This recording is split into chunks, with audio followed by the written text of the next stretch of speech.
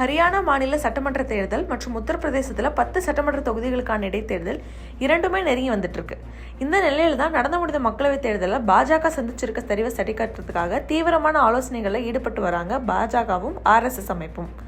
குறிப்பாக இன்னும் சில வாரங்களில் உத்தரப்பிரதேச மாநிலம் சட்டமன்ற இடைத்தேர்தலை சந்திக்க இருக்க நிலையில் கடந்த ஆகஸ்ட் 21 அம்மாநில முதலமைச்சர் யோகி ஆதித்யநாத் வீட்டில் பாஜக மற்றும் RSS பெரும்புள்ளிகள் இணைஞ்சு மீட்டிங்ல ஈடுபட்டிருந்தாங்க.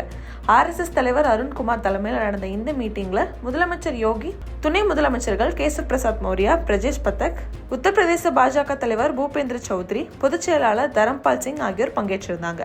அந்த மீட்டிங்ல அந்த மாநிலத்தில் பாஜகவோட உறுப்பினர் சேர்க்கையை அதிகரிக்கவும் RSS யோகி அரசுக்கும் இடையே உறவை வலுப்படுத்துமான வழிகள் பற்றி ஆலோசனை செய்யப்பட்டதா செய்திகள் வெளியாச்சு.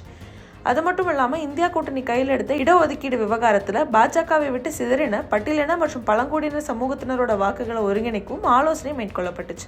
இந்த மீட்டிங்கை தொடர்ந்து அடுத்த நாளே டெல்லி தலைமையிடத்துக்கு போய் பாஜக தேசிய தலைவர் JP நட்டா மற்றும் மத்திய உள்துறை அமைச்சர் அமித்ஷாவை சந்தித்து உத்தரப்பிரதேச இடைத்தேர்தலுக்கான வேட்பாளர் தேர்வு முதற்கொண்டு பொறுப்பு அமைச்சர்களை நியமிப்பதுன்னு மொத்த கண்ட்ரோலையும் டிமாண்ட் பண்ணிட்டு திரும்பியிருக்காரு யோகி. இதையடுத்து தொகுதிக்கு 3 அமைச்சர்கள்னு பொறுப்புகளை பிரித்து களத்தையும் நேரடியாக கண்காணித்து வராரு யோகி.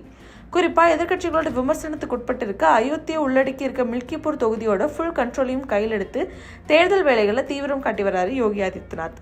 உத்தரப்பிரதேச கள நிலவரம் எப்படி இருக்க, வர அக்டோபர் 1 தன்னோட 90 சட்டமன்ற தொகுதிகளுக்கான தேர்தலை சந்திக்க இருக்கு ஹரியானா மாநிலம். இந்த நிலையில ஹரியானா RSS தலைவர்கள் பவன் சிந்தல், ஸ்ரீகிருஷ்ண சிங்கல் மற்றும் ஹரியானா பாஜக தலைவர் மோகன்லால் படோடி, மாநில பொறுப்பாளர் சதீஷ் பூனியா, துணை தேர்தல் பொறுப்பாளர் பிப்லாப் குமார் டெப், மாநில பொதுச் செயலாளர் சுரேந்திர பூனியா உள்ளிட்டோர் அந்த மீட்டிங்ல கலந்துகிட்டதா செய்திகள் வெளியாச்சு. இந்த மீட்டிங்ல பாஜக RSS இரண்டுக்கும் இடையிலான ஒற்றுமையை அதிகரிக்கிறது பற்றிய முக்கியமான ஆலோசனை செய்யப்பட்டதா செய்திகள் வெளியாகியிருக்கு. குறிப்பாக கடந்த 2019 மக்களவைத் தேர்தலில் மொத்தமுள்ள 10 மக்களவைத் தொகுதிகளுமே ஜெயிச்சிருந்தது பாஜக. நடந்து முடிந்த மக்களவைத் தேர்தலை சரிவை சந்தித்திருந்தாங்க. ஹரியானாவில் 2019 பூஜ்ஜியமாக இருந்த காங்கிரஸோட சீட்ஸ் 2024 தேர்தலில் பாஜகவுக்கு சரிசமமா 5 உயர்ந்திருக்கிறது. அந்த மாநில பாஜகவுக்கும் பெரும் பேக் ஃபயரா பார்க்கப்படுது. குறிப்பாக ஹரியானாவில் தாங்கள் சொன்ன ஆலோசனையை முறையே கேட்டு செயல்பட்டிருந்தா 8 மக்களவை தொகுதிகளை ஜெயிச்சிருக்கலாம்னு தொடர்ந்து பாஜகவை தாக்கி வராங்க RSS. இந்த நிலையில தான் வர இருக்க சட்டமன்ற தேர்தலில் பாஜக பிரதிநிதிகளுக்கு நிகராக RSS அமைப்பை சார்ந்தவங்களும் பூத்துக்கள தேர்தல் வேலைக்கு களமிறக்கப்பட இருக்கிறதா செய்திகள் கசிஞ்சு வருது.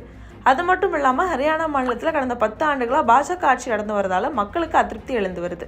முதலமைச்சர் மனோகர்லால் கட்டர் பதவி விலகினதுக்கு பிறகு நயாப் சிங் சைனி பொறுப்பேற்றதை தொடர்ந்து களத்தில் சில மாற்றங்களை பார்க்க முடியுதுன்னு வர இருக்க தேர்தலில் 70 விழுக்காடு புதுமுகங்களுக்கு வாய்ப்பு தரவும் வலியுறுத்திருக்கு RSS.